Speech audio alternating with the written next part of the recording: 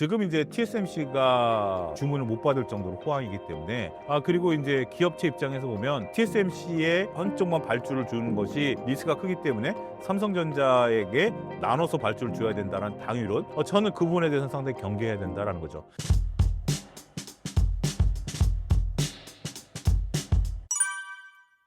안녕하십니까. YG경제연구소 차영조 소장입니다. 얼마 전까지 ISS에서 YG경제연구소로 다시 돌아왔습니다. 그러면서 리더스 인덱스 TV라는 유튜브를 최근에 런칭을 해서 활발하게 활동 중에 있고요. 또 신사임당을 통해서 두 번째 찾아뵙고 있습니다. 오늘 여러 가지 여러분들에게 도움이 되는 인사이트를 한번 같이 나눠보도록 하겠습니다. 현재 국내 증시 상황을 점검해 주신다면요? 오늘 기준으로, 녹화일 기준으로 봤을 때 지수가 3,400을 넘었습니다. 상당히 짧은 시간 내에 가파르게 다시 증시가 올라온 상황입니다. 증시는 9월 2일을 기점으로 변곡점이 형성됐다라고 말씀을 좀 자신 있게 드릴 수 있을 것 같아요. 무슨 변곡점이냐라고 하면 8월만 하더라도 증시가 상당히 지지부진한 그런 모습이었습니다. 근데 9월 1일 날, 월요일 날 3,100선까지 지수가 빠지면서 9월 달에도 8월과 같은 장세가 다시 재현되는 거 아니야? 9월에는 별로 재미없는 장세가 유지될 가능성이 있다라는 게 지배적인 논리였었죠. 하지만 9월 2일 날 우리가 외국인들 매수세가 들어온 날이었고요. 그 이후에도 외국인들이 현물 기준으로 지속적으로 시장에 유입되고 있는 점이 지수 반등세를 이끌었다라고 말씀을 드릴 수가 있겠죠. 또 9월 2일은 60일 이동평균선이 지나가는 날이었습니다. 다행스럽게도 60일 이동평균선을 딛고 일어서면서 국내 지수가 다시 상승 전환됐다라고 말씀드릴 수 있겠죠. 외국인들 매수세가 들어오다 보니까 삼성전자가 7만 원대 중반까지 어느덧 올라온 그런 상황이고요. 또 국내적인 변수, 정책적인 변수도 서서히 투자자들이 원하는, 그리고 나름대로 출구 전략들이 보이는 이런 모습들을 보이면서 증시 활성화에 크게 이바지하고 있다라고 말씀드릴 수가 있겠습니다. 하반기에 코스피 3,500 돌파할 수 있을까요? 불과 이제 100여 포인트 남았는데요. 중요한 것은 3,500에 대한 돌파가 아니라 3,500에 대한 안착이다라는 점을 기준점으로 좀 내세우고 싶습니다. 3,500 돌파? 이거는 뭐 어려운 문제는 아니다라고 보여지는 거죠. 우리가 삼성전자 같은 경우 7만 원을 돌파하는 거 그렇게 어려운 문제 아니었을 수도 있습니다. 하이닉스가 30만 원을 돌파하는 거 그렇게 어려운 문제 아니었을 수도 있습니다. 문제는 삼성전자가 더 이상 7만 전자 밑으로 내려가지 않는 거, 하이닉스가 30만 닉스 밑으로 내려가지 않는 거, 이것이 중요하겠죠.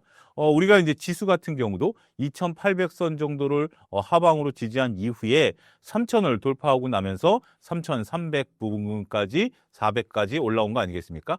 중요한 것은 3,500을 더 이상 깨고 내려가지 않는 모습들이 보여줘야 된다라는 거죠. 3,500을 찍고 난 이후에 지수가 다시 밀리게 된다라면 그것은 말짱 도루묵 아니겠습니까? 따라서 저는 질문을 바꿔서 대답을 드리고 싶습니다. 3,500에 안착할 것 같습니까? 라는 질문으로 바꿔서 그에 대한 대답은 예, 3,500은 안착할 것 같다라는 점을 말씀드리고 싶어요. 그 근저에는 우리나라 주요 주도주들의 실적 개선이 나타날 것으로 보여지고 있기 때문에 3,500을 지지하고 정말 이재명 정부 하에서 지수 5천까지 가고자 하는 희망 섞인 부분들까지 말씀드리도록 하겠습니다. 과거 9월 주식시장이 하락했던 이유가 무엇이었나요? 근데 이것은 우리가 어떤 도식적으로 9월 달에 증시가 하락했었느냐라고 보기는 어렵습니다. 근데 최근에 나타난 일종의 현상들 이렇게 보겠죠. 상반기가 워낙 강했었기 때문에 9월 이후부터 지수가 조정을 좀 받았었다라고 말씀드릴 수 있겠죠. 제가 지금 이름은 까먹었습니다만 어떤 위대한 투자자가 그런 얘기를 했었죠. 주식하기 좋은 달은 2월, 4월, 8월, 9월, 1월, 3월, 그러니까 모든 달이 다 주식하기 좋은 달이고 주식하기 어려운 달도 모든 달이 된다라고 말씀을 드릴 수가 있겠습니다. 보통 우리가 작년에도 하이닉스를 중심으로 올라가던 증시가 변동성을 보였었고 2023년도 마찬가지였고 2022년도 9월 달에 우리가 상당히 2022년도에는 반대매매 악몽이 있었던 달이죠. 그러다 보니까 8월 달에 증시가 조정을 받으면서 9월에도 증시가 조정을 받을 가능성이 있다라고 보는 것입니다. 투자자들이 피해야 될 것 중에 하나가 우리가 관행적으로 생각하는 것입니다. 과거에는 이랬으니까 지금도 이럴 것이야 라고 보는 것은 증시라는 것은 제가 겪어보니까 하나의 생물체 같은 것 같아요. 저도 살이 쪘다 빠졌다 이러거든요. 차용지의 모습이 항상 동일하지 않은 것처럼 그런 것처럼 가을에 살이 많이 찌지만 때로는 가을에 입맛을 잃은 적도 있습니다. 살이 빠진 적도 있거든요. 그렇기 때문에 천고 마비 이의 계절이다라고 보기 어려운 것처럼 도식적으로 또 한 가지 이런 것들은 또 우리가 아이디어를 좀 넓혀간다라면 금리를 인하하면 제약 바이오들이 올라갈 거야. 이것도 저는 나름대로의 잘못된 관행 중에 하나다라고 말씀을 좀 드릴 수가 있겠죠. 어찌됐든 우리가 도식적으로 과거 사례를 현재로 비춰서 본다라는 것은 물론 참고사항이 될 부분은 충분히 있습니다. 하지만 그대로 진행되지 않는다라는 점도 잘 알아야 되지 않을까 싶습니다. 올해 9월 주식시장 변수는 어떻게 전망하시나요? 일단 9월 달에 가장 중요한 것은 이제 미국의 FOMC가 금리 인하를 어떻게 하고 그다음에 가이던스를 어떻게 제시하느냐가 현재 남아있는 굉장히 중요한 변수 중에 하나다라고 말씀을 좀 드릴 수가 있겠습니다. 굉장히 많은 변수들이 있었던 상황인데요. 지금 이제 오늘 녹화일 기준으로 봤을 때 구윤철 경제부총리께서 우리나라 대주주 양도세를 50억으로 유지하겠다라고 점을 발표했고 트럼프 관세 정책과 관련해서 아직까지 변수가 남아있긴 합니다만 여러 가지 이제 불확실성이 확실로 바뀌고 있는 모습들이 확인이 되고 있다라고 말씀을 드릴 수가 있겠죠. 따라서 현재 구간 내에서는 저는 9월달 증시 여전히 강세장의 모습을 보일 가능성이 있다라고 말씀을 드릴 수가 있겠습니다. 그런데 여기서 이제 강세장이다라고 하면 쉽게 동의 못 하시는 분들이 계실 겁니다. 왜냐하면 종목의 양극화가 벌어지고 있기 때문인데요.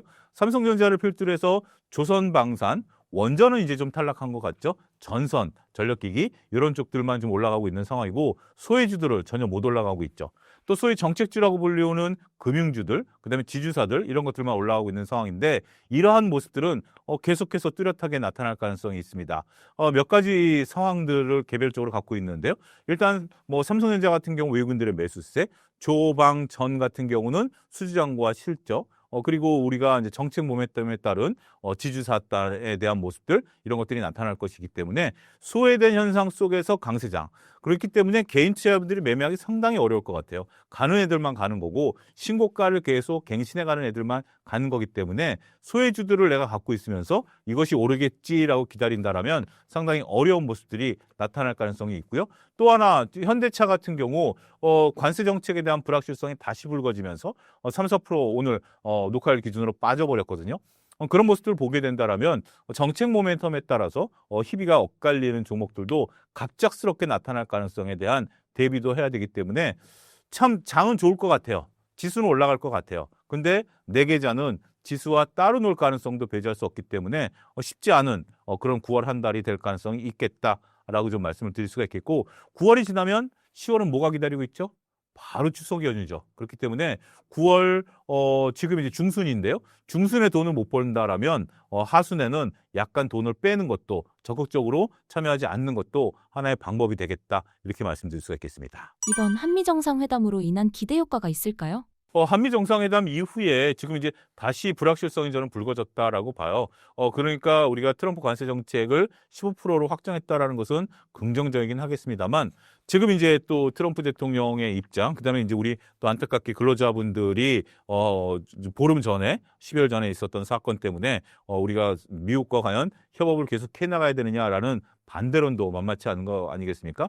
심지어 미국에서 나온 얘기고 거기에 이제 국내 화답하듯이 우리가 트럼프 대통령 임기 동안 잘 버텨낸다라면 그 3,500억 달러 투자 안 하고 우리가 충분히 이익을 볼 수 있지 않겠는가라는 그러한 얘기도 고개를 들기 시작했죠. 그렇기 때문에 관세 피해주들이 또 나타나기 시작했다라고 말씀을 드릴 수가 있겠습니다.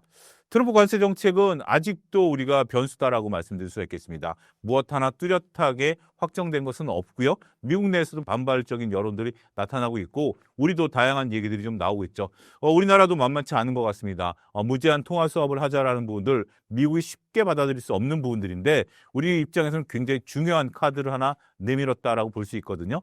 이렇게 호락호락 넘어가지 않겠다라는 의지를 미국 측에 보여줬다라면 미국 측에서도 다양한 얘기. 어차피 협상이라는 게 서로 웃으면서 나중에 악수할 때까지는 치열하게 싸워야 됩니다. 왜냐하면 국익을 대변하는 두 국가가 맞붙은 거기 때문에 이러한 소음들이 계속해서 당분간 들릴 가능성이 있다라고 보고 그와 된 관련주들의 수혜보다는 피해주들이 더 나올 가능성도 우리는 더 중점적으로 봐야 될 것 같아요.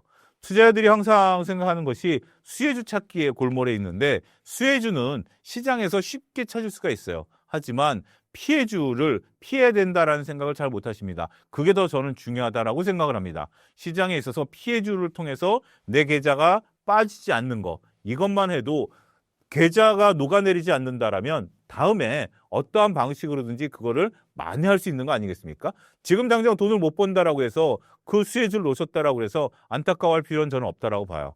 지금 내 계좌를 잘 오롯이 지켜내고 특히 이렇게 혼란스러운 상황에서는 잘 지켜내는 것만이 다음을 대비할 수 있는 중요한 요소가 되겠다라고 말씀드릴 수가 있겠습니다. 지금 주목하고 계신 종목 혹은 섹터 있을까요? 지금 저는 이제 전력기기 섹터를 상당히 좀 주목을 하고 있는 상황입니다.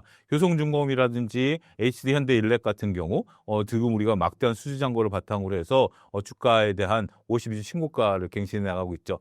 상대적으로 그동안에 관심이 좀 덜했던 종목이었다가 다시 관심을 끌기 시작했다라는 점, 이 점을 매우 주목하고 있고요.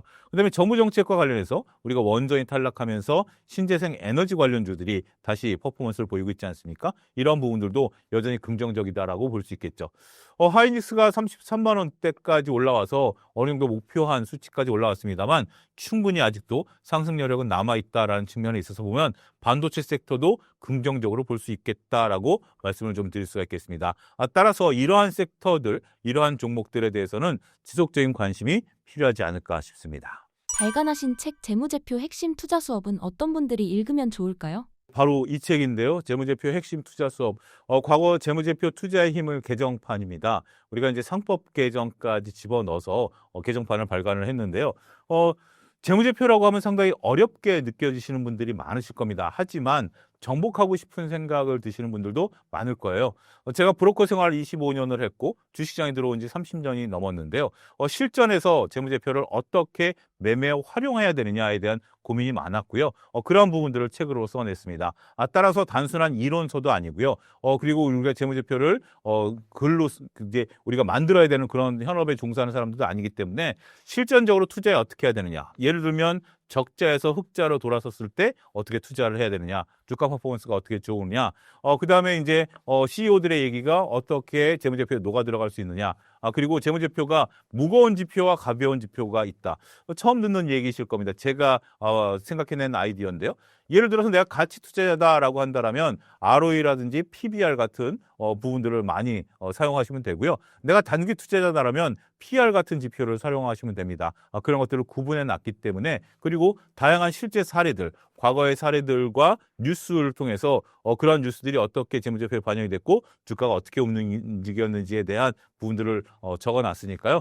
실전 투자자들 분들, 난 재무제표를 하나도 모른다.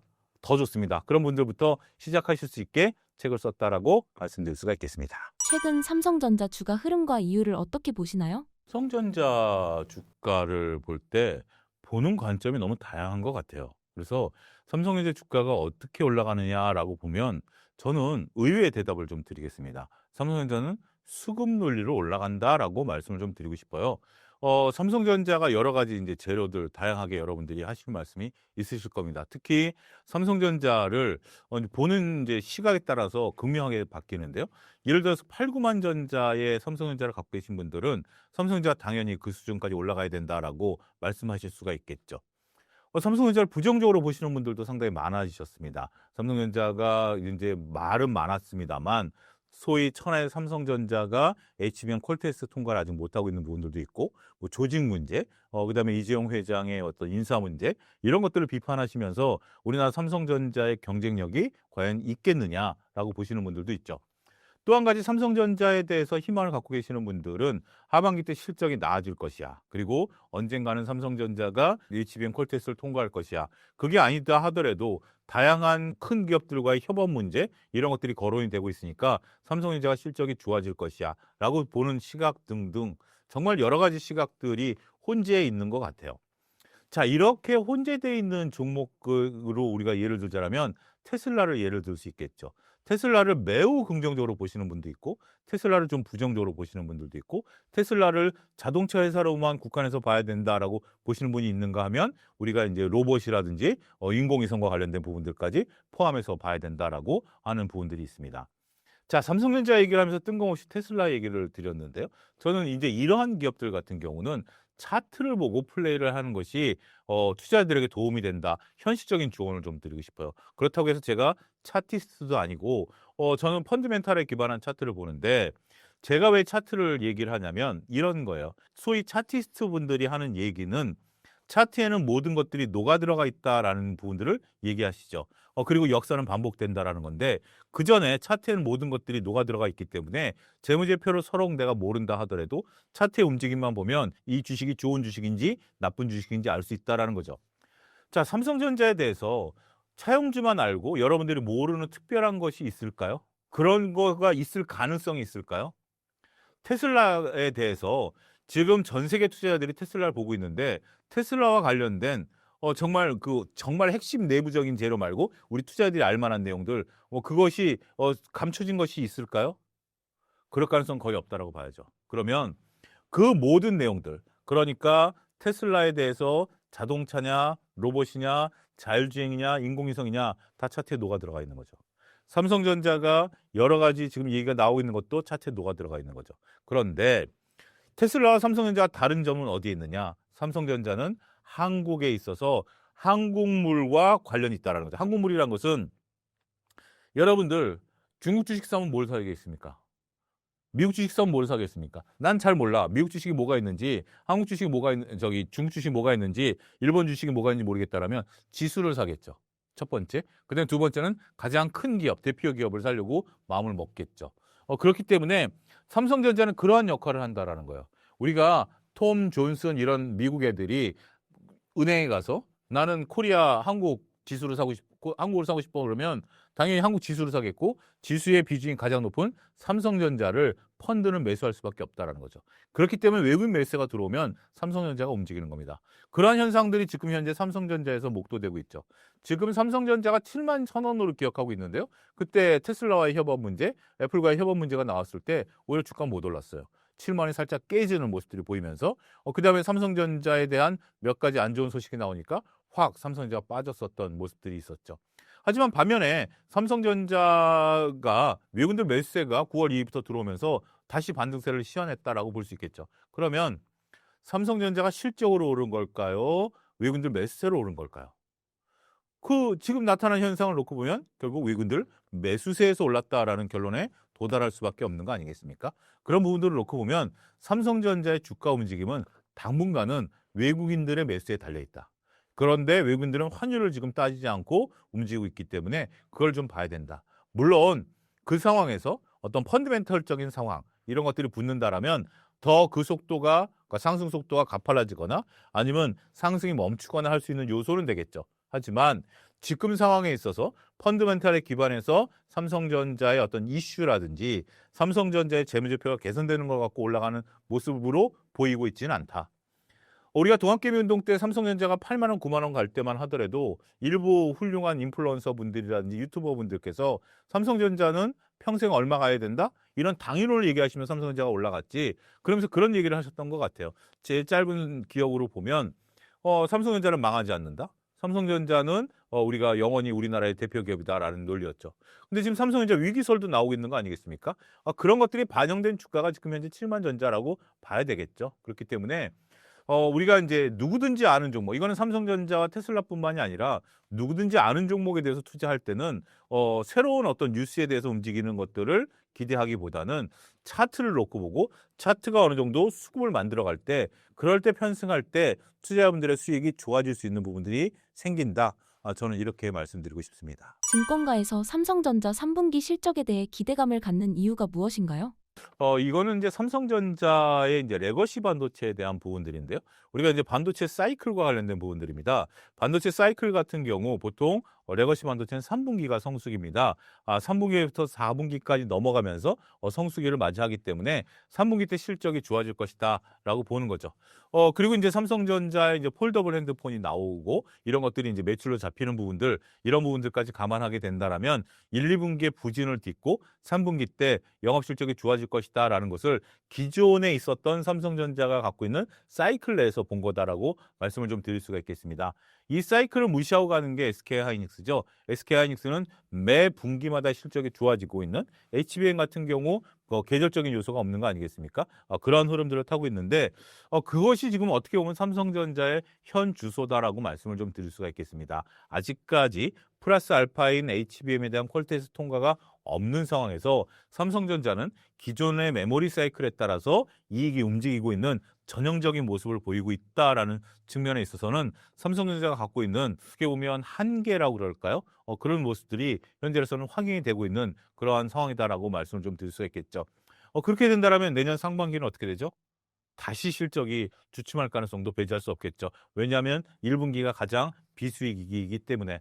따라서 삼성전자를 이제 보시는 분들이 기대하는 게 바로 그런 것 같아요. 기존 사이클 말고 뭔가 새로운 M&A라든지 아니면 새로운 어떤 사업부에 대한 부분들이라든지 이런 것들을 바라고는 있습니다만 역설적으로 3분기가 실적이 개선될 것이다라고 보는 것이 삼성전자가 갖고 있는 한계를 보이고 있는 모습일 수도 있겠다. 이렇게 정리하겠습니다. 최근 미국 정부의 인텔 지분 10% 인수 이슈와 국내 반도체 업계에 대한 영향은 무엇인가요? 이 부분에 대해서는 삼성전자라든지 우리 정부 이런 쪽에서 결정을 좀 내려야 될 것 같아요. 인텔 같은 경우 이제 보조금을 80억을 주면서 지분을 10%를 인수를 해갔죠. 근데 인텔 같은 경우는 이제 미국 기업이고 보조금을 받았다라는 것이 바이든의 보조금을 인텔하고 몇몇 기업만 받았어요. 삼성전자 아직 못 받았어요. 삼성전자 주라라고 했는데 또 대통령이 바뀌면서 지금 현재 못 받은 상황이거든요. 근데 보조금을 줬으니까 지분을 달라라는 겁니다. 근데 인텔 같은 경우 그러면 어떻게 돈을 받았느냐? 미국의 이제 국방 기업에 반도체를 납품한 게 있기 때문에 그것을 빌미로 해서 보조금을 받았고 현재 지금 거기에 사인을 한 상태죠. 삼성전자는 보조금을 줄 테니까 지분을 달라라는 겁니다. 근데 이제 지분을 주면 대략 한 1.5% 정도 지분이 된다라고 해요. 그러면 이재용 회장과 지분이 거의 비슷비슷해지니까 우리 기업이 뺏기는 거 아니야? 그리고 이제 일부 황금주라든지 황금주는 한 주만 있어도 의결권이 굉장히 큰 거기 때문에 그런 부분에 따른 경영권을 뺏어가는 거 아니야라지만 미국 입장에서는 의결권 없는 주식을 달라. 라고 지금 현재로서는 얘기하고 있는 상황입니다. 근데 이것은 지금 이제 전반적인 관세에 관련된 내용들이 나타나면서 수면 아래로 가라앉은 것 같아요. 그러니까 결국 미국에서는 옵션이죠. 보조금을 받아가면 뭐 지분을 달라라는 거고 현재까지 나와 있는 부분들 삼성전자 입장에서는 아직까지 거기에 대해서 가타부타 대답이 없는 상황이죠. 호재일 수도 있고 악재일 수도 있습니다. 만약에 정말 순수한 의도대로 의결권 얻는 주식을 주고 우리가 보조금을 한 46억 달러 받는다라면 뭐 삼성전자 입장에서는 그만큼 현금 흐름이 좋아지는 거 아니겠습니까? 그건 호재다라고 말씀드릴 수 있겠죠. 하지만 뭔가 뒷목이 좀 묵직은하지 않을까요? 누가 나를 꼭 보고 있는 것 같고 누군가 나에 대해서 간섭을 할 것 같은 부분들이 있으면 분명 그건 악재일 수밖에 없겠죠. 따라서 그 부분은 우리 투자자분들이 아직은 예단하지 않기를 바라겠습니다. 삼성전자라든지 미국 측에서 이러한 내용들 지금 이제 관세 정책도 굉장히 막 우리가 뭐 현대차, MCSR 우리 이제 거기 가신 분들을 이제 구속시킨 이후에 여러 가지 얘기들이 좀 달라지고 있는 거 아니겠습니까? 차라리 그거 우리가 관세를 차라리 두드려 맞는 한이 있어도 그 돈 줄 필요 없다라는 얘기까지 나오고 있는 부분들이기 때문에 트럼프 행정부와 관련된 내용들은 우리가 어떤 확정될 때까지는 그것을 기정사실처럼 받아들이고 우리가 판단하는 것을 조금 보류할 필요가 있지 않겠는가 말씀드릴 수가 있겠습니다. 삼성전자 파운드리 전망을 알려주신다면요? 이 부분에 대해서는 설왕설래가 있는 것 같아요. 파운드리가 우리가 이제 파운드리 부분에 있어서 많이 이제 진출을 하는 거고 더군다나 이제 테슬라와 이제 이 부분에 대해서 앞으로 이제 미국에서 지금 여러분들 공장 짓고 있어요. 공장 짓고 있고 공장을 지으면 나오는 제품을 납품해달라는 얘기예요. 그렇기 때문에 우리가 공장을 짓고 있는 부분에 대해서 상당히 여러 가지 긍정적인 부분들 따는 건 사실이긴 합니다. 앞으로가 문제겠죠. 지금까지는 성적이 그렇게 썩 좋지는 않습니다. 근데 이 부분은 앞으로 개선해야 될 부분들인데 제가 한 가지 말씀드리고 싶은 것은 당연히 기술에 대한 부분들 뭐 구체적으로 말씀드리는 것보다 투자자분들이 알아야 될 내용을 알려드리는 게 더 낫겠죠. 뭐 깊게 기술에 들어가서 좀 파운드리가 어떻고 저쩌고보다 수율 문제는 이거는 영업 비밀이기 때문에 우리가 알 수 없죠. 수율이라는 것은 완성도를 얘기하는 건데 지금 이제 TSMC가 굉장히 주문을 못 받을 정도로 호황이기 때문에 삼성전자 그 주문을 받았다라는 논리라든지 그리고 이제 기업체 입장에서 보면 TSMC의 혼자 한쪽만 발주를 주는 것이 리스크가 크기 때문에 삼성전자에게 나눠서 발주를 줘야 된다는 당위론 이런 부분들을 말씀하시는 건데 저는 그 부분에 대해서는 상당히 경계해야 된다라는 거죠. 삼성전자가 물건을 잘 만들어낸다라면 당연히 뭐 테슬라가 됐던 여러 가지 엔비디아가 됐던 기업체를 나눠서 주는 건 당연하겠죠. 하지만 아직까지 삼성전자가 뚜렷하게 그런 것들에 호응했다라는 기술에 대한 발표가 없는 것도 현실이다라는 거죠.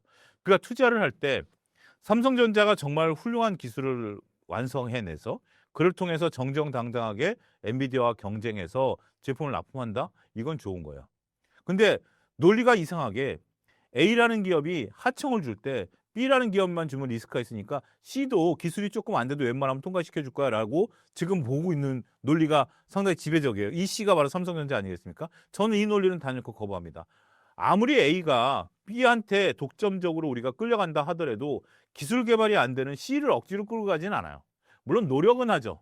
노력은 해야 되지만 C가 못하는데 그렇다고 해서 억지로 가지는 않아요. 그런 부분들을 우리가 잘 봐야 된다라는 점을 명확히 해드리고 싶어요. 따라서 시중에서 그냥 흔히들 하는 얘기, 하청업체는 2개를 가져가야 된다라고, 그 다음에 당연히 거기에는 우리 삼성전자가 들어가야 된다. 아닌데 이런 말 하면서 답답해요.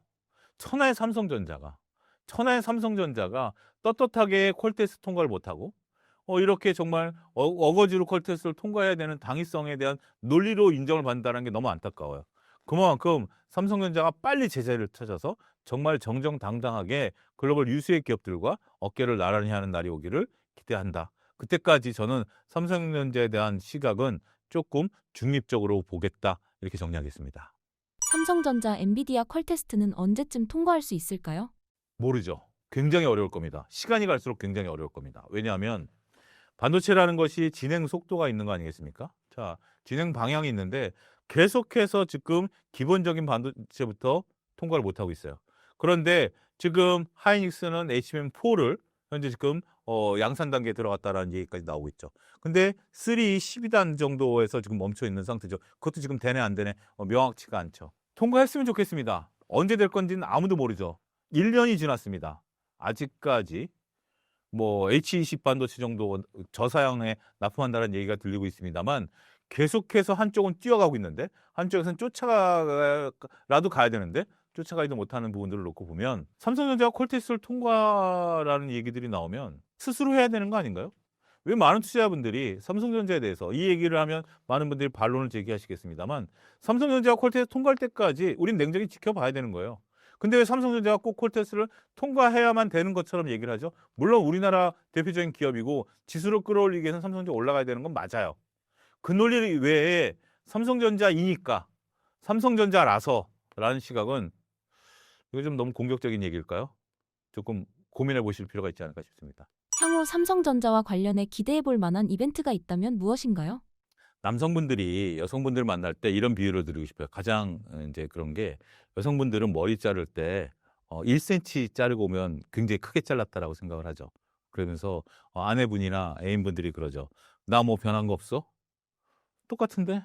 난 1cm나 머리를 자르고 왔는데 도대체 당신은 나를 뭘 쳐다보느냐? 이런 얘기 남자들 굉장히 곤혹스럽습니다. 삼성전자가 변하려고 하죠. 근데 우리가 삼성전자한테 바라는 게 1cm 머리 자르는 걸 바랄까요? 아니죠.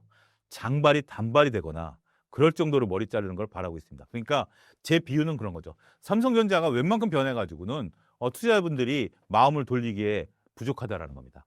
거대한 M&A가 됐던 아니면 정말 뭐 큰 것을 개발이던 우리가 HBM 퀄테스트 통과하건 뭐 이런 부분들이 나타나야 된다라는 거죠. 어떠한 이벤트가 기다리고 있다라는 것들은 모르겠습니다. 하지만 그럴 정도 정말 1cm 자르고 와가지고 나는 1cm나 머리를 잘랐는데 그 삼성전자가 그렇게 억울해하면 안 돼요. 지금 삼성전자는 정말 긴 허리까지 오는 머리를 귀 밑까지 자를 정도의 큰 변화가 나타나지 않는 한 많은 사람들이 삼성전자의 변화를 못 느끼고 있어요. 그렇기 때문에 삼성전자가 갖고 있는 이벤트라는 것은 투자자들이 지금 한껏 고조돼 있기 때문에 그런 부분들이 나타날 때까지는 이벤트라고 부르기 어려울 것이다. 이렇게 정리하겠습니다. 삼성전자 주가 하반기는 어떻게 전망하시나요? 지수가 3,500 가면 저는 8만 전자까지는 갈 수 있겠다. 근데 8만 전자 안착에 대한 여부가 상당히 관건이 될 것 같고요. 8만 전자 이후부터는 매물대가 있는 부분들이 있기 때문에 이제 9만 전자까지 개인 매물대이기 때문에 8만 전자만 하더라도 바닥에서 40% 넘게 올라간 거예요. 굉장히 중요한 겁니다. 여러분들 5만 전자에서 따지면 40% 넘어요. 그렇기 때문에 우리가 단순하게 지금 6만 전자에서부터 보면 수익률이 액에 겨우 2만 원 올랐어라고 볼 수 있는 거지만 5만 원부터 하면 수익률이 굉장히 높은 거예요. 그렇기 때문에 삼성전자가 저는 하반기 때 8만 원에 안착만 해줘도 한 단계 레벨업 할 수 있다. 너무 큰 욕심을 단기간에 부리지 말자. 일단 지금은 8만 전자까지 안착하는 것을 목표로 삼고 삼성전자를 지켜보자. 그리고 그 정도는 전 가능성이 있다라고 봐요. 왜냐하면 우리 지수가 단순하게 지금 3,400에서 3,500, 600 정도 가게 되면 당연히 삼성전자는 8만 전자 부근에 가 있어야 되는 부분들이죠. 그래야 계산이 나와요. 그래야 계산이 나오기 때문에 거기서 이제 또 일부 우리가 원전 빠지듯이 현대차 빠지듯이 지수 관련주들이 조금 빠질 가능성도 있거든요. 그거 감안한 수치이니까 대략 한 8만 전자 부근까지는 가 있지 않을까라고 말씀드릴 수 있겠습니다. 최근 2차 전지 종목이 상승했습니다. 현재 2차 전지 주가 어떻게 보고 계신가요? 녹화일 기준으로 봤을 때 이제 테슬라의 상승에 따라서 이차전지가 조금 반등세를 좀 나타냈습니다. 하지만 최근에 이제 주도주들이 뚜렷한 상황이죠. 반도체라든지 조방, 원전 이런 것들이 움직이면서 이차전지가 조금 맥을 못 추고 있습니다.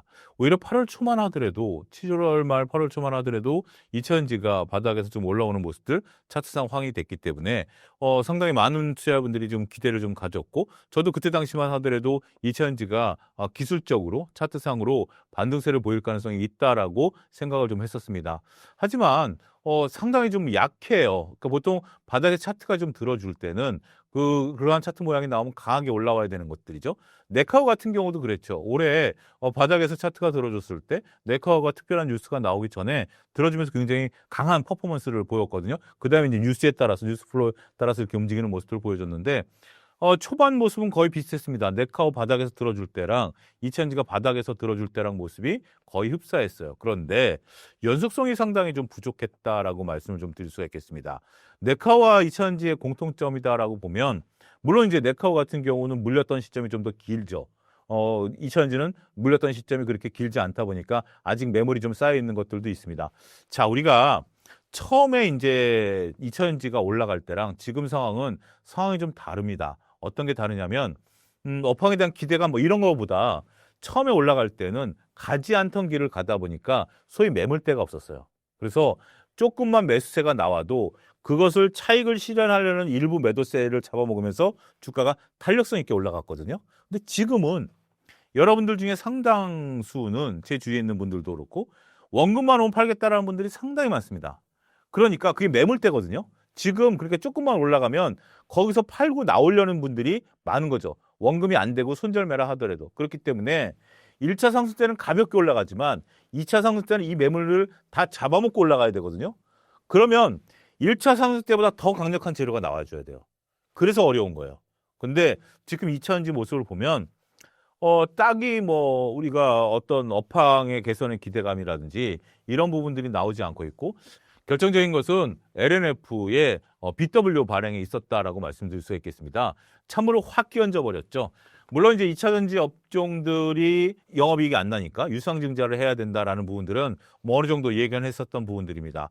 그런데 BW를 발행했다라는 것은 상당히 우리가 자금 조달 과정에 있어서 별로 그렇게 좋은 신호는 아니거든요. CB보다 조금 안 좋은 신호로 받아들일 수 있는 부분들이라서 BW를 발행하면서 이렇게 기업들이 어렵구나. 자, 우리가 자금을 조달하는 과정에 있어서 기업에게 유리한 방법이 있고 투자자들에게 유리한 방법이 있습니다. 기업에게 유리한 방법을 할 수 있는 것은 기업이 그만큼 좋았을 때거든요. 근데 투자자들에게 유리한 방법으로 하게 된다라면 이거는 기업이 그만큼 상대적으로 손실을 볼 수밖에 없다라는 거죠. 어찌됐든 지금 이제 LNF와 관련된 이러한 유상증자의 모멘텀 이 정도로 BW를 발행해야만 자금을 조달할 수 있다라는 측면에 있어서 보면 지금 현재 구간에 있어서 2차 전지는 상당히 지금 고전을 면치 못하고 있다. 이렇게 총괄적으로 정리해 드릴 수가 있겠습니다. 2차 전지의 근본적인 문제들, 즉 캐즘, 실적 악화, 중국 기업의 위협 등은 얼마나 해소됐다고 보시나요? 하나도 해소 안 됐다라고 봐야죠. 그런 부분들이 다 지금 있다라고 봐야 되겠죠. 뭐 하나도 해소 안 됐다라고 하면 듣는 분들이 거북하실 수 있긴 하겠습니다만 우리가 캐즘이라는 것은 우리가 뭐 물론 이제 중국은 캐즘이 없다라고 얘기를 할 수 있겠죠. 근데 중국 같은 경우는 정책적으로 몰아붙였습니다. 우리가 소위 말해서 파리 기후 협약 이후에 전 세계에서 탄소를 줄여야 되는 부분들 중국 같은 경우 이제 석탄 발전이 많다 보니까 탄소 줄이기가 어려웠죠. 그래서 전기차를 이제 활성화시켰고 특히 이제 중국 이제 일선 도시 같은 경우는 번호판을 받기 위해서 많은 시간 기다려야 되지만 전기차 같은 경우 번호판을 바로 발급함으로써 그런 문제를 해결할 수 있도록 노력을 했다라는 거죠. 근데 문제는 중국 자체 내에서 배터리가 다 소화되고 있다라는 거죠. 자체 생산, 자체 소화가 되고 있고 남아 돌기까지 하는 상황이 된다라는 거죠. 우리나라 같은 경우도 지금 이제 전기차 침투량이 많아지고 있습니다. 그렇기 때문에 캐즘이 극복됐다라고 얘기를 해야 되는 거 아니야라고 보는 부분들도 있긴 하겠습니다만 캐즘이라는 것은 우리가 이렇게 서서히 되기보다는 확 열려야 되는 거죠. 지금 여러분들이 다음 자동차는 나는 전기차로 살 거야라는 것을 이구동성으로 바뀌어야 된다라는 거죠. 물론 앞으로 시대가 서서히 바뀌어갈 부분들은 있어요. 근데 문제는 이러하게 전기차가 침투되는 속도와 전기차를 한쪽에서 만들어내고 있는 속도가 언밸런스가 있다라는 거죠. 침투는 서서히 일어나지만 한쪽에서는 공장이 끊임없이 돌아가고 있다라는 거죠. 이런 부분들을 놓고 보면 캐즘의 극복을 현재 보기는 어렵고 이것이 결국 실적 악화로 드러나고 있는 거고 중국의 막대한 물량 공세 이것을 이겨내기 어렵다라는 거죠. 저도 최근에 BYD 자동차를 한 달 사이에 한 5대 본 것 같아요. 굉장히 이쁘더라고요. 그리고 좀 날렵한 젊은 분들이 좋아할 만한 SUV, 스포티지 같은 그런 형태의 BYD인데 이런 부분들 그리고 뭐 우리나라 이제 전기 자동차, 전기 버스 이런 거 많이 들어와 있죠. 그런 부분들을 놓고 보면 물론 이제 그거에 대한 보조금을 없애겠다 뭐 여러 가지 정책적인 부분들도 있긴 하겠습니다만 현실적으로 우리 2차 전지 업계가 지금 이제 그 규모에 대비해서 그것을 소화해낼 수 있는 제반 여건들이 아직까지는 탄탄히 마련되고 있지 않다. 그러니까 다 한마디로 정리하면 그런 것 같아요.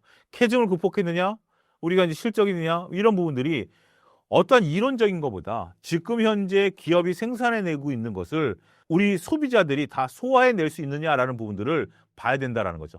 그렇기 때문에 ESS라든지 로봇과 관련해서 2차전지가 수요가 될 거야라고 보지만 그 규모에 비해서는 작은 분야죠.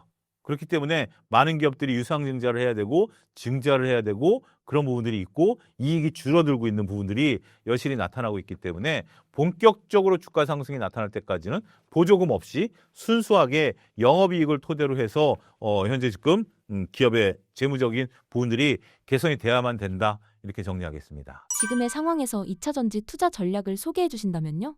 지금 2차전지를 많은 분들이 좀 생각을 좀 안 하시고 있는 것 같아요.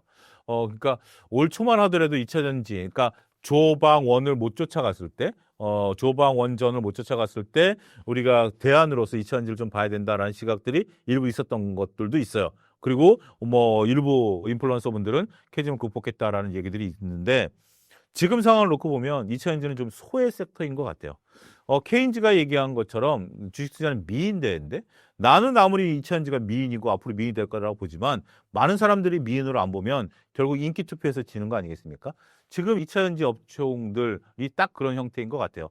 여러 얘기들이 있습니다. 차용주 얘기가 100% 틀렸을 수도 있어요. 하지만 투자자들이 2차전지를 안 사고 있는 것은 하나의 우리가 보고 있는 현상이다라는 거죠.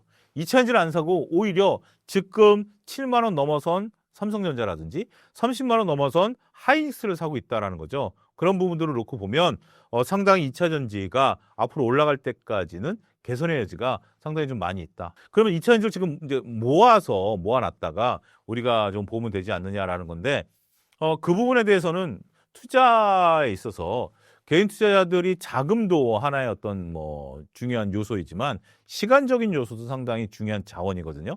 언제 오를지 모르는, 물론 이제 갑자기 튀어오를 수 있겠죠. 그래서 2차전지를 만약에 투자한다라면 튀어 올라갈 때 따라서 하는 전략이 중요할 것이다. 그러면 지금보다는 조금 비싸게 살 수 있겠죠. 하지만 그 기간 동안의 기회비용을 생각한다라면 지금 당장 2차전지를 사놓고 언제 오를지 모르는 것을 기대하기보다는 안정적으로 올라갈 때 그때 따라가는 것이 좋은 전략이다. 지금은 일단 조금 관망을 해야 되지 않겠는가. 일단 보수적으로 말씀드리도록 하겠습니다. 포스코와 에코프로 그룹주에 대해 점검해 주신다면요? 일단 지금 다 어렵죠. 다 어려운 상황이고 그들이 새로운 어떤 모멘텀을 마련하기 위해서는 업황이 개선이 돼야 된다라고밖에 말씀을 못 드리겠습니다. 물론 이제 포스코 그룹주 같은 경우는 철강과 관련된 부분들이 있습니다만 이건 뭐 철강 관세와 관련된 부분들이 있고 중국의 철강 덤핑과 관련된 부분들도 있는 부분들이 있기 때문에 특정 기업을 제가 콕 집어서 정확히 지금 분석을 해서 이 기업이 어떻게 좋겠다 나쁘겠다라고 얘기하기는 어려운 것 같습니다. 그리고 뭐 리튬 가격에 따라서 에코프로 그룹주들이 움직이는 면도 있긴 하겠습니다만 그거는 이제 중국이 감산. 여기서 한 가지 말씀드리고 싶은 것은 중국이 감산하면 우리나라가 수혜를 본다라는 거예요. 아니 세상에 어떤 그 기업가가 다른 사람이 좋으라고 내가 스스로 멈추는 경우가 있나요? 저는 그런 경우가 없다라고 봐요. 중국이 원래 지금 과잉이기 때문에 그거를 줄여서 중국 내에서 조절하는 것이지 중국이 감산을 하거나 중국이 절약하면 우리 걸 쓰겠다? 이미 거기는 풍부한 거예요. 그렇기 때문에 그렇게 해서 여러분들 샀던 주식이 주가가 올랐나요? 반짝하고 말았죠. 따라서 어떠한 인플루언서든 어떠한 유튜버든 중국이 감산하니까 우리가 그 섹터의 수혜를 볼 것이다 라는 시각에 대해서는 보다 냉정해질 필요가 있겠다.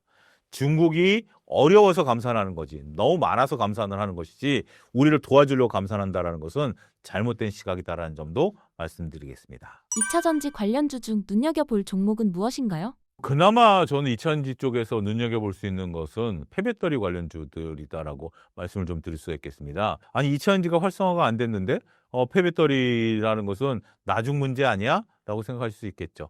그런데 폐배터리라는 것은 우리가 이제 수율이라고라는 단어를 쓰는데 수율이라는 것은 컨베이어 벨트가 돌아가면서 제품을 착착착착 찍어내는 거죠. 그것이 완성도가 100이 나오는 게 정상이죠. 그런데 2차전지는 수율이 100이 안 나오고 그거보다 좀 낮습니다. 반도체도 수율이 100이 안 나와요. 뭐 어떠한 기업도 100이 안 나오죠. 그런데 100이 아닐 때 그 잘못된 불량품을 반도체는 후공정 단계에서 웬만한 건 수정해서 우리가 내보내거든요. 근데 배터리는 이게 잘못돼 있으면 이거를 고치기가 상당히 어려워요. 그래서 대부분 폐배터리 기업으로 넘어갑니다. 다행스러운 것은 우리가 리사이클, 폐배터리를 다시 리사이클을 통해서 90% 이상 원재료를 뽑아낼 수가 있어요. 그렇기 때문에 그거를 고치는 것보다는 그냥 폐배터리 시장으로 가거든요. 그런 것들이 물량이 상당수 있다라고 업계 관계자들이 얘기를 하고 있습니다. 그리고 일부 폐배터리들 좀 나온 것들도 있는 상태고 이제 정말 다 쓰고 나온 것들 이런 부분들이 있기 때문에 폐배터리와 관련된 부분들에 대해서는 저는 조금 우리가 그나마 2차전지에서는 좀 볼 수 있는 부분들이다. 더군다나 지금 이제 트럼프 행정부가 내세우고 있는 것이 원산지에 대한 부분들을 좀 얘기하고 있는 거 아니겠습니까? 전 세계 흑연의 90% 이상을 중국산을 쓰고 있는데 중국산 쓰면 안 된다라고 그러잖아요.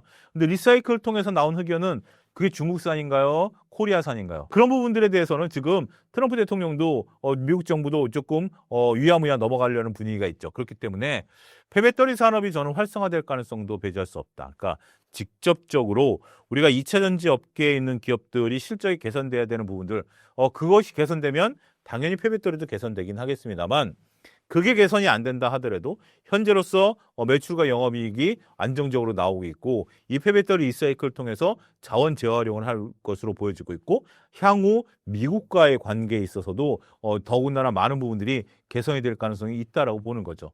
그렇기 때문에 2차전지를 좀 새롭게 신규로 편입을 해야 되겠다라고 본다라면 물론 이제 대장주들도 좋습니다. LG엔솔이라든지 뭐 이런 쪽들로 보는 것들도 중요하긴 하겠습니다만 저는 폐배터리를 보는 것도 하나의 방법이 되겠다. 그러니까 우리가 많은 분들이 생각하는 것 외에 좀 특별한 전략을 가져가면서 수익을 구사하는 것도 나름대로 전략이 될 수 있겠다. 이렇게 정리하겠습니다. 하반기에 주목할 만한 2차 전지 관련 이벤트는 무엇인가요? 결국 수요가 많이 좀 늘어나야 되겠죠. 근데 이제 안타깝게도 지금 이제 우리가 2차전지와 관련해서 LFP 배터리로 이제 전환이 시도되고 있는 거 아니겠습니까? 많은 부분들이 이제 전고체로 전환될 것으로 보고 있는데 2차전지의 하나의 특징을 놓고 보면 그리고 이제 기업들의 하나의 특징을 놓고 보면 기술 개발은 상당 부분 진전이 된 것 같아요. 그러니까 실험실에서 됐건 실질적으로 기업이 운영할 수 있는 부분들이 되는데 기업 입장에서 A를 투자해내서 지금 이제 우리가 NCN 계열로 지금 가고 있는데 이거를 LFP로 가느냐 전고체로 가느냐 지금 기업 입장에서는 투자를 또 해야 되는 거 아니겠습니까? 그리고 그 수요를 또 예측하기도 어려운 부분들이기 때문에 상당히 좀 여러 가지 어려운 부분들이 좀 있는 것 같아요. 그래서 지금 전체적으로 어떠한 것들이 좀 수요가 늘어나야 된다라는 것이 가장 첫 번째 관문이고요. 조금 경계해야 되는 것은 우리가 ESS 장치와 관련해서 많은 앞으로 더군다나 이제 신재생 원전을 안 쓰고 이재명 정부가 신재생을 쓰게 된다라면 ESS가 많이 필요하겠죠. 그렇지만 그 정도 규모를 우리가 하기에는 기업체가 너무 크다, 덩치가 크다라고 말씀드릴 수 있겠고 일부 투자자들은 로봇과 관련된 얘기를 합니다. 로봇과 관련된 얘기를 하는데 로봇에 들어가는 2차 전지는 일반 2차 전지와 조금 다릅니다. 그러니까 자동차용과 좀 다르기 때문에 개발을 좀 다시 해야 되는데 순간적으로 힘을 좀 모아야 되는 부분들이 있고 출력이 높아야 돼요. 그리고 또 우리가 만약에 휴머노이드 로봇 아직까지 나왔지 않았습니다만 뭐 어떤 로봇이든지 충전을 해야 된다라면 1시간짜리 충전이 아니라 최소한 몇 시간, 뭐 8시간까지는 충전을 버텨내야 되는 부분들이 있기 때문에 그런 부분들에 대한 개발, 결국 전고체로 가져야 된다라는 답을 하시는 분들도 있거든요. 책을 보면. 그러면 로봇과 관련해서는 전고체로 가야 되고 그 다음에 현실적으로 지금 이제 우리가 일반 자동차는 하이브리드로 가면서 LFP로 가는 거고 지금 우리가 하고 있는 것은 NCM 계열의 배터리를 주력으로 만들고 있고 이렇기 때문에 많은 기업들이 지금 단순하게 지금 이게 어려우니까 다음 2차전지로 넘어가고 이것이 로봇으로 갈 거야라고 본다라는 것은 조금 서로 상황들이 좀 다르다라는 거죠. 이런 부분들을 좀 이해하면서 아직 시간이 좀 필요한 것 같아요. 자, 우리가 자율주행차 얘기가 나온 지 제 기억으로는 거의 10년 가까이 된 것 같습니다. 물론 제 주위에 자율주행, 반자율주행을 사용하시는 분들도 있고, 뭐 청계천 같은 데 가면 자율주행차가 실질적으로 움직이기도 해요. 뭐 상암을 가도 충분히 움직이고 있죠. 하지만 우리가 뭐 어떤 분들은 뭐 북경 출장을 가면 자율주행 택시를 타봤다라는 얘기들도 있어요. 하지만 우리 주위에 흔히 우리가 10년 전에 예상했던 것처럼 자율주행 차들이 막 마구 진행되고 있느냐? 그것은 또 아니죠. 일부 구간 한정된 지역 내에서만 움직이고 있다라는 거죠. 따라서 기술 개발의 속도 문제, 그다음에 기술 개발과 관련된 비용과 수익 문제, 그리고 기술을 우리가 받아들일 수 있는 마인드 문제, 그리고 우리가 전반적으로 기술을 활용하는 문제는 시간이 생각보다 오래 걸린다라는 부분들을 여러분들이 인식하시게 되면 2차 전지와 관련해서는 조금 투자 아이디어를 좀 길게 가져가야 된다. 너무 조급해하지 말자. 근데 투자들이 단기간에 이런 생각도 지금 문득 드는 게 우리가 2차 전지 얘기할 때 2030년을 바라보고 투자를 했으니까 2030년까지 기다려야 되는 거 아니야? 라고 볼 수 있겠죠. 물론 맞는 얘기도 합니다. 하지만 지금 한 5년 뒤에 여러분들 뭐 하고 계실까요? 여러분들이 원하던 대로 지금 모습이 변해 있을까요? 저는 그 부분에 대해서 확언하기 어렵다라고 보여집니다. 2030년이 되면 정말 하늘에 UAM이 날아다니고 정말 많은 기업들이 2차전지를 사용하면서 지금 우리가 생각했던 건 전혀 다른 세계에 살 수도 있어요. 하지만 2030년이 돼도 여전히 화석연료 자동차들이 돌아다니고 우리가 로봇이라는 것은 발전은 많이 됐지만 우리가 현실적으로 받아들이기에는 윤리적인 문제, 그다음에 보험 문제 이런 부분들 때문에 도입이 더딜 수도 있다라는 부분들을 우리는 충분히 생각해야 되겠죠. 그런 부분들을 놓고 보면 조금 우리가 좀 느긋하게 바라볼 필요가 있지 않겠는가 그 부분도 말씀드리도록 하겠습니다. 조선업이 슈퍼사이클인 거는 확실한 것 같습니다. 근데 슈퍼사이클이 영원히 지속되는 건 아니고요. 2016년에서 17년 사이에 도크가 빈다라는 얘기가 있어요. 그러니까 이제 우리가 조선업 같은 경우 수주 산업이기 때문에 수주 잔고를 통해서 이게 호황인지 아닌지를 알 수 있다라는 겁니다. 우리가 2017년에 수주 절벽이 있었습니다. 불과 몇 년 전만 하더라도 수주를 못 받아서 도크가 비어 있었던 상황이 있었어요. 그러면서 이제 저가 수주를 받았고 그것이 이제 코로나 때 한참 문제가 됐었던 상황이었다라고 말씀을 좀 드릴 수가 있겠죠. 그런 상태에서 지금 이제 수주를 받기 시작했고 여러 가지 이유로 수주를 받고 있습니다. 그런데 안타깝게도 우리가 이제 조선 같은 경우 전 세계에서 50% 이상을 중국이 가져가고 있습니다. 물론 중국 같은 경우 자체 물량들을 소화하는 것 외에도 중국이 상당히 이제 기술 발전이 있는 상태이긴 합니다만 우리는 나름대로 고부하 지선박을 중심으로 2017년, 16년까지 도크가 꽉 차 있다라는 거죠. 문제는 이제 그 이유입니다.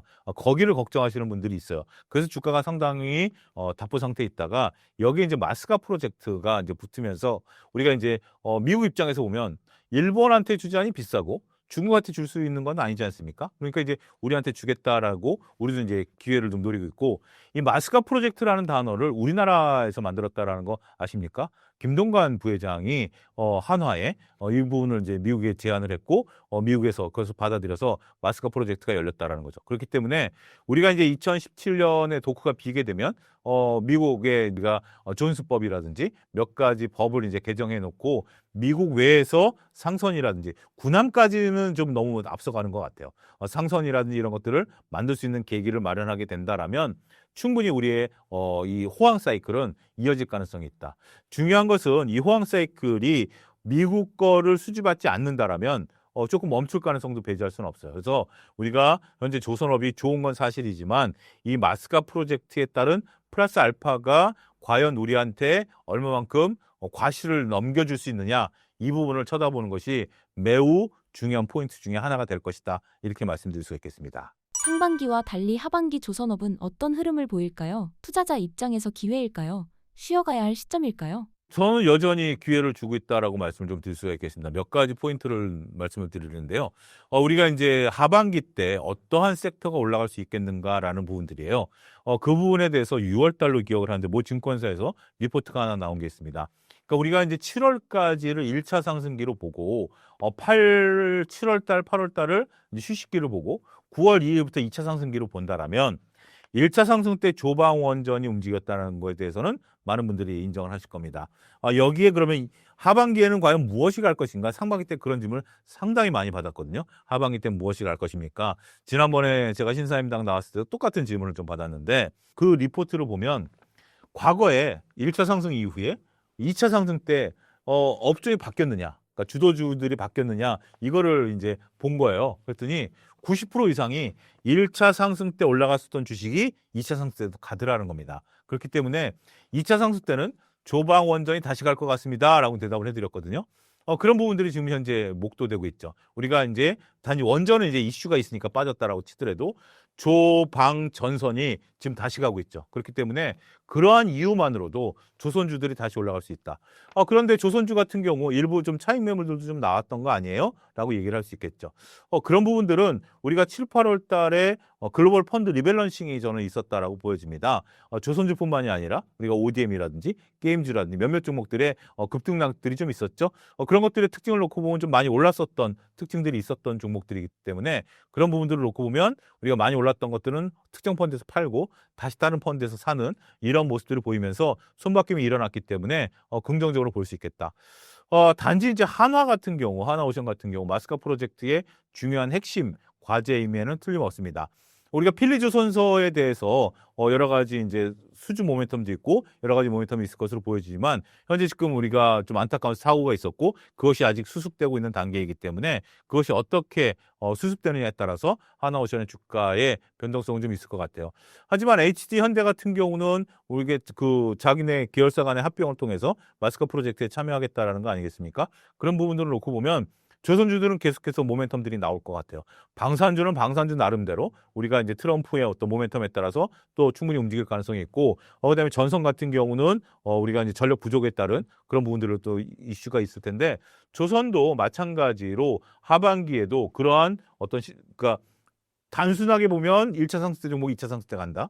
그다음에 그러기 위해서는 실적과 수주 잔고가 있어야 되는데 그런 부분들은 충분히 있을 것이다.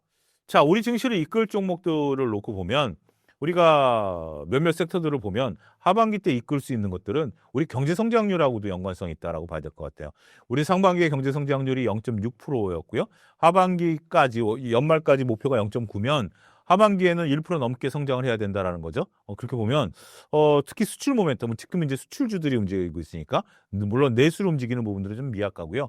그렇기 때문에 대표적인 수출주로서의 조선주들이 올라갈 가능성이 저는 있다라고 보고 그러한 것들이 하반기에 조선업종이 주도할 가능성이 높다.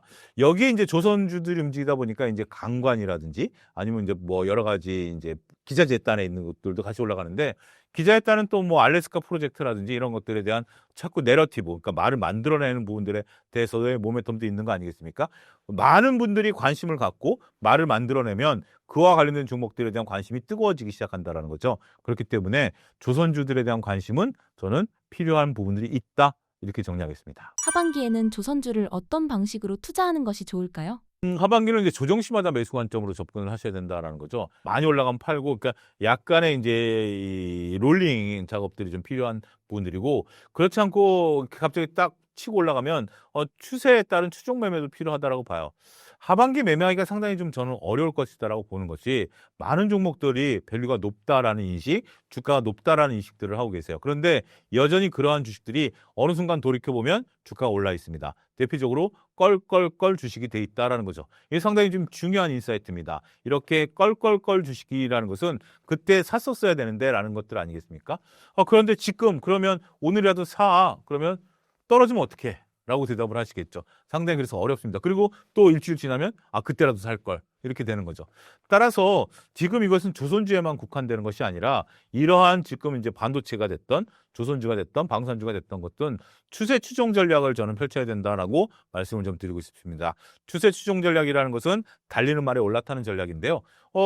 빠지면 어떻게? 라고 대답하면 거기에 대해서는 어느 누구도 대답 못합니다. 1초 뒤를 알 수 있는 사람은 지구상에 존재하지 않거든요. 그렇기 때문에 1초 뒤에 빠질 것에 대비해서는 로스컷을 손절매를 걸고 들어가야 됩니다. 손절매를 걸고 들어간다면 어느 시점에서 이제 들어갈 수 있다는 거죠. 그렇지 않다면 제가 알고 있는 방법상 영원히 껄껄껄로밖에 남지 않는다라는 겁니다. 껄껄껄을 탈피할 수 있는 유일한 방법은 로스컷을 걸고 내가 좋아 보이는 주식에 대해서는 언제든지 들어갈 수 있는 부분들, 그러한 매매 원칙을 만들어내야 된다라고 말씀드릴 수가 있겠습니다. 하반기에 주목해 볼 만한 조선주 종목은 어떤 게 있을까요? 일단 하나오션이 어떻게 이제 정치적인 부분들, 이제 그 안타까운 인명사고에 대한 부분들이 펼쳐지는지를 좀 봐야 되겠고요. 그러고 나면 하나오션이 다시 주도주가 될 가능성이 있다라고 봐야 되겠죠. HD 현대 같은 경우도 마스카 프로젝트와 관련된 부분들이 저는 주도주가 될 가능성이 있다라고 보는 거죠. 그러면 대형주만 지금 말씀을 드렸습니다. 그러면 이제 중소형 HJ중공업이라든지 이런 쪽들에 대해서는 결국 정부가 보조금을 준다라고 하지만 주가 퍼포먼스가 너무 높기 때문에 추격 매수는 조금 어렵다라고 봐야 되겠죠. 조선 기자재는 어떠냐라고 보면 조선 기자재는 뭐 여러 가지 우리가 뭐 알래스카 프로젝트가 됐던 조선업이 됐던 미국의 LNG 프로젝트가 됐던 수혜를 받을 가능성이 있습니다만 이것이 실질적으로 주가에는 어느 정도는 반영됐다라고 봐요. 따라서 대형주 중심으로 보자라고 말씀을 좀 드리고 싶어요.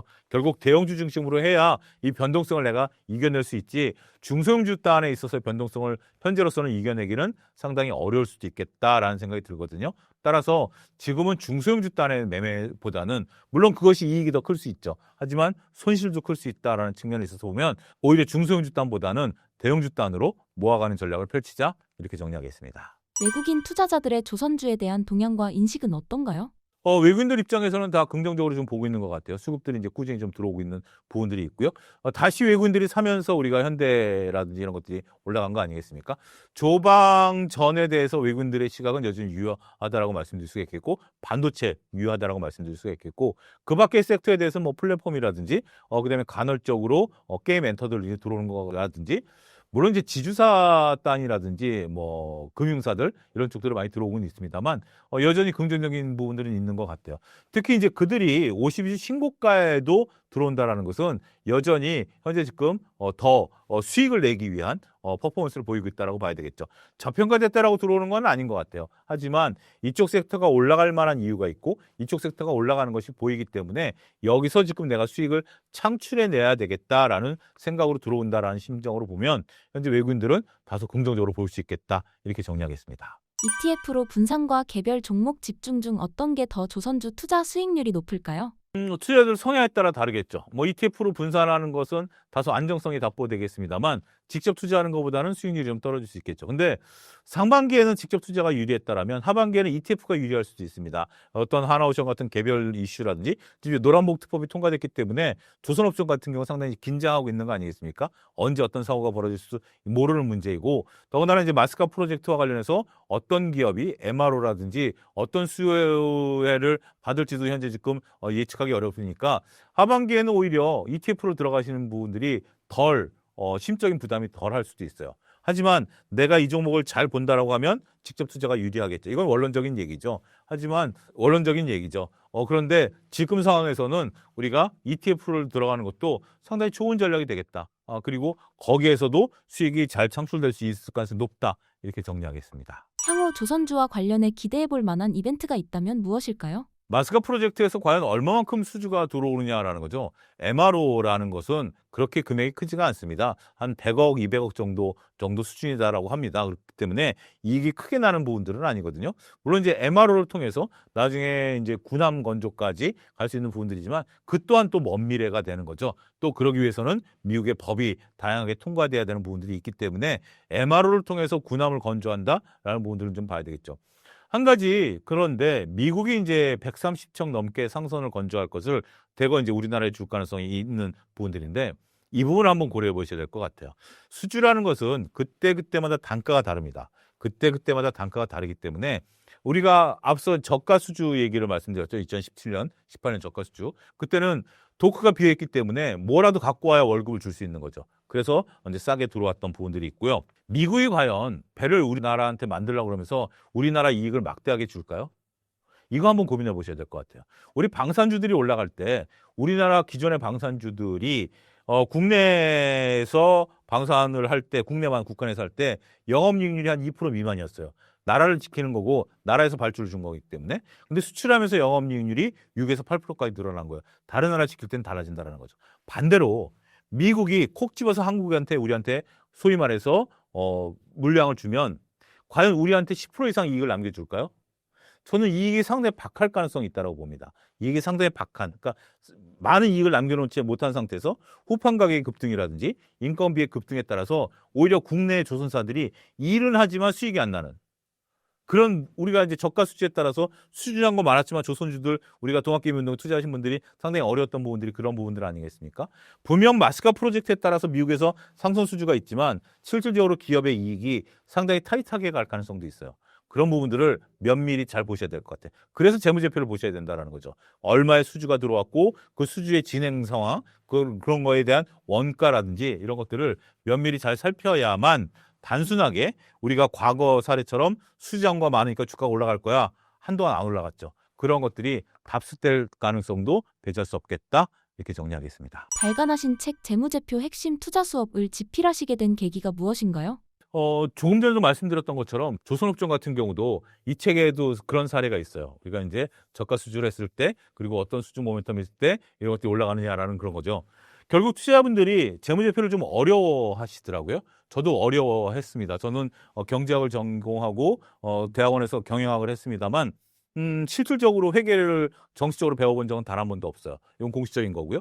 그럼에도 불구하고 제가 이제 실전에 쓰다 보니까 뭐가 필요하다라고 느껴서 이제 독학을 한 케이스인데, 많은 분들이 재무제표를 알아야만 이 기업이 우량한지 아닌지를 알 수 있는 거 아니겠습니까? 그런 부분들을 좀 보실 수 있도록 정말로 제가 몰랐기 때문에 어떤 것들이 궁금했는지 여러분들과 공감대가 형성될 수 있을 것으로 보여지고 있고, 그리고 이 책을 통해서 내가 재무제표라는 게 백밀러가 아니라 이렇게 해서 미래를 볼 수 있구나, 감가상각을 이해하면 이 기업의 미래가 보이는 거구나, 재무제표상에서는 이런 모멘텀이 나타났을 때 주가가 이렇게 올라갈 수 있는 계기가 되는 거구나 라는 부분들을 적어놨으니까요. 그런 부분들을 잘 활용하시면 좋지 않을까 싶습니다. 신사임당 구독자분들께 한마디 부탁드립니다. 지금 시장은 9월달 강세장이 예상이 되고 있는 상황입니다. 그리고 연말까지도 정부의 의지가 확실히 좀 드러나 있는 상황이기 때문에 지금 상태에서는 좀 돈을 벌어야 된다는 거죠. 물론 너무 공격적으로 하실 필요는 없습니다. 그렇지만 뒤로 물러서시지 말라라고 말씀을 좀 드리고 싶은 거예요. 뒤로 물러서서 내가 조정이 오면 사야지겠다라기보다는 지금은 따라가는 매매, 그리고 확인하는 매매, 이런 것들이 오히려 수익을 만들어낼 수 있습니다. 물론 주식시장이라는 게 언제든지 쉬어갈 수도 있는 부분들이 있어요. 하지만 지금 시장은 시장을 두려워하기보다는 시장을 내가 적극적으로 수용하겠다라는 오픈된 마인드가 있으신 분들이라면 충분히 수익을 잘 구사할 수 있지 않을까. 한 가지 잊지 말아야 되는 것은 어느 순간에서도 리스크 관리는 항상 병행해야 된다는 점만 잊지 않으신다라면 좋은 수익을 충분히 구사하실 수 있는 시청자 여러분들이 되시지 않을까 말씀드릴 수 있겠습니다.